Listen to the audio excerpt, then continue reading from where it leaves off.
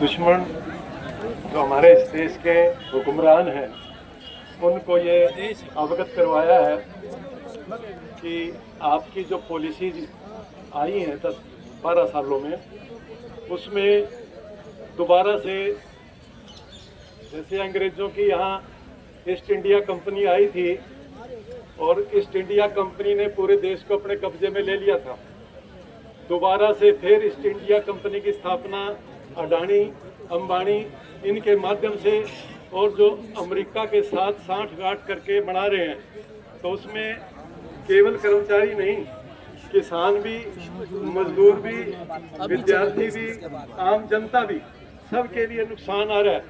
बीज भी आप अपनी खेती के अंदर तैयार नहीं कर पाओगे, यहाँ तक के कानून पहुँचा रही है। तो मतलब जो इतना बड़ा हमला आ रहा है उसका मुकाबला आप कर रहे हो।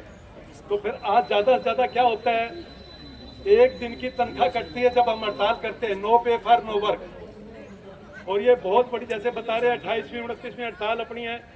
मैं एक तो ये कहना चाहता हूँ, सरफरोशी की तमन्ना अब हमारे दिल में है, सरफरोशी की तमन्ना अब हमारे दिल में है, देखना है जोर कितना बाजुए कातिल में है। तो अब सरकार ने तो हमला तेज ही कर दिया। 1926 के अंदर ट्रेड यूनियन एक्ट बना था 100 साल पहले कि 7 आदमी यूनियन बना सकते हैं, रजिस्टर्ड करवा सकते हैं, अपने हकों के लिए लड़ाइयां लड़ सकते हैं। और वो 100 साल के बाद आज ये 4 लेबर कोड कानून बना के आपके हड़ताल का अधिकार छीन रहे हैं, आपका यूनियन बनाने का अधिकार छीन रहे हैं। तो ये बहुत बड़े खतरे आज हमारे पे थोपे जा रहे हैं, उसका मुकाबला आप कर रहे हो। मैं ये कहूँगा कि जो भी हमारी 10 केंद्रीय ट्रेड यूनियन है, केंद्रीय कर्मचारी और राज्य सरकारों के कर्मचारियों के संघ है, कि ये जो एक दिन की हड़ताल करी है ना, अब जल्दी आपको 2 दिन की 3 दिन की हड़ताल की एक और तैयारी करनी चाहिए। ज्यादा टाइम नहीं देना चाहिए सरकार को। लोगों के अंदर गुस्सा है और ये लड़ाई आर पार की होनी चाहिए। और इसमें जो अभी अनिल शर्मा जी कह के गए हैं कि सारी पार्टियों को भी अब ये तय करना पड़ेगा कि उनका अस्तित्व कैसे बचेगा।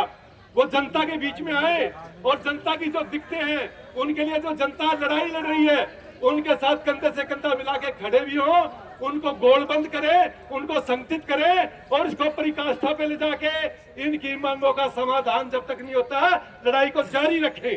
तो मैं बीमार हूँ, ज्यादा नहीं बोल पाऊंगा, तो मैं ये कहता हुआ आपको तो बधाई देना चाहता हूँ और दुश्मनों के अकराम को कहता हूँ कि कह दो इन हवाओं से, कह दो इन हवाओं से तुम में वो दम नहीं जो डुबो दे हमारी कश्ती को।